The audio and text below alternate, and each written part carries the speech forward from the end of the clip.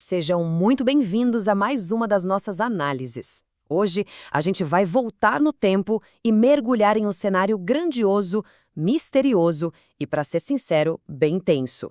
Vamos explorar a Amazônia do século XVII e destrinchar os encontros históricos que moldaram a região. Tudo isso baseado nos registros rigorosos daquela época. E para começar a nossa conversa, me digam uma coisa. Qual arma vocês acham que mais aterrorizou os colonizadores do século XVII lá na Amazônia? Porque, olha, o maior medo deles não era o clima impiedoso, não era a selva fechada, nem as doenças desconhecidas ou as tempestades tropicais. O terror real, aquele que dava calafrios até nos soldados mais experientes, era um equipamento muito específico, construído com uma tecnologia letal puramente nativa. Capítulo 1. A Grande Nação Tapajós. 60 mil. Imagina só esse número. Essa é a quantidade assustadora que os cronistas da época registraram com precisão. A capacidade militar dos Tapajós era tão colossal que eles conseguiam mobilizar um exército de até 60 mil arcos para a guerra. É uma escala de organização simplesmente absurda, que impunha um respeito absoluto em todo o território amazônico. Pensa na logística da época no meio da floresta densa. Coordenar 60 mil guerreiros não é só força bruta, né? É a prova de que eles eram uma verdadeira superpotência regional. E os documentos históricos são fascinantes porque eles não deixam a menor dúvida sobre o tamanho desse domínio.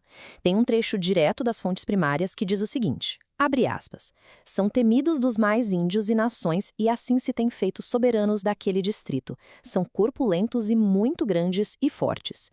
Essa descrição pinta uma imagem muito clara, né? Uma liderança militar incontestável e uma presença física que botava medo tanto nas nações vizinhas quanto em qualquer invasor que tentasse botar o pé lá.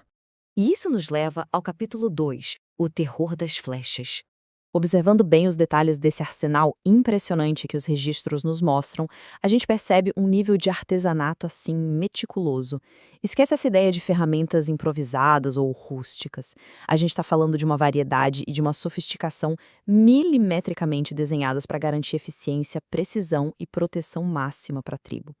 Cada pecinha ali tinha um propósito estratégico letal. Vamos destrinchar a engenharia dessas armas, porque é aqui que mora o segredo de todo esse terror que eles inspiravam. A flecha mortal começava com uma haste de ubá, que, acreditem se quiser, tinha quase a altura de uma pessoa adulta. Nas pontas dessa haste enorme, os guerreiros prendiam os 2 palmos do pau-ferro mais denso e pesado que existia. E isso garantia um impacto fulminante, capaz de furar até proteções mais pesadas. E aí vinha o toque final, e o mais aterrorizante, a ponta ervada. Ela era toda coberta por um veneno paralisante e letal que não tinha cura. Para evitar acidentes, eles guardavam tudo em aljavas super reforçadas, só esperando o momento exato do disparo. O grande diferencial no campo de batalha era esse. Pensa bem, em combates comuns, os ferimentos que os colonizadores sofriam eram na maioria das vezes tratáveis. Um corte ali, uma perfuração limpa aqui, os médicos davam um jeito. Mas quando o inimigo era a nação Tapajós, a história era outra. O choque com a flecha ervada era definitivo. Os próprios relatos coloniais, cheios de pavor, cravavam. Não há remédio de vida. Se aquela ponta envenenada fizesse um arranhão na pele, acabou. A morte era uma certeza matemática e agonizante. Isso transformava qualquer ataque frontal contra eles numa missão literalmente suicida. Capítulo 3. A falsa promessa de paz. Bom, como bater de frente num combate corpo a corpo não era nem de longe uma opção viável, as forças colonizadoras tiveram que pensar fora da caixa. Eles armaram uma estratégia puramente diplomática e super calculada para tentar vencer um imbatível. Tudo começa com uma manobra bem ardilosa. Os documentos contam que uma expedição militar oficial saiu do Forte do Desterro. A missão deles? Dar um jeito definitivo, custe o que custasse, de neutralizar aquela ameaça enorme que os Tapajós e suas flechas invencíveis representavam para os planos de dominação da região. Para a gente entender de verdade os próximos passos super sombrios dessa expedição, precisamos focar numa palavrinha que o cronista Acunha usou nos textos da época. Aleivosia. Sabe o que isso significa? Basicamente, um ato vil de traição, deslealdade ou a quebra de confiança totalmente premeditada. É a palavra perfeita para descrever exatamente o que acontecia ali nas margens do rio Amazonas. Capítulo 4. O ataque insidioso. Olha só como a coisa toda foi fria e metódica.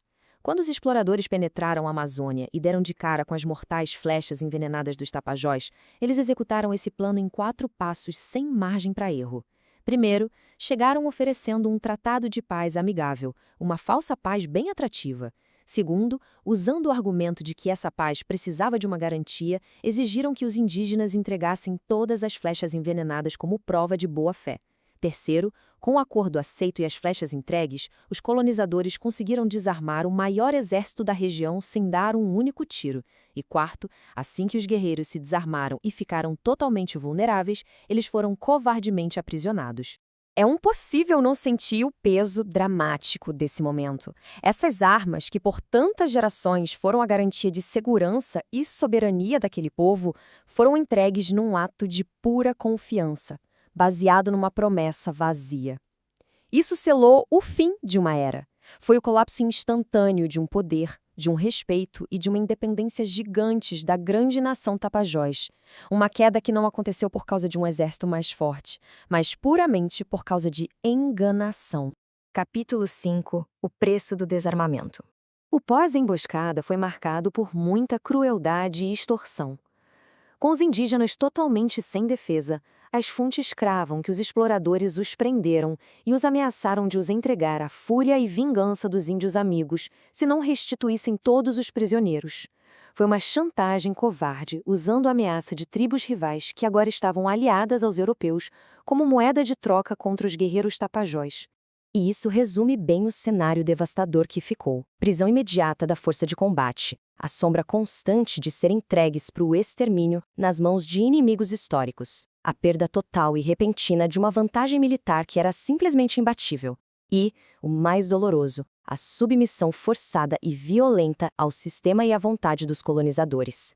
Então, para amarrar toda a nossa análise de hoje, fica uma reflexão bem provocativa sobre os métodos e as consequências da colonização. Como a manipulação da confiança e a entrega voluntária do próprio meio de defesa mudaram para sempre o rumo e a velocidade da conquista da Amazônia. Fica aí esse pensamento sobre o equilíbrio super frágil entre a força bruta e os truques da diplomacia. Espero que esse nosso material tenha deixado essa passagem histórica mais viva e clara para todo mundo que está acompanhando. Um abraço e até a nossa próxima análise histórica.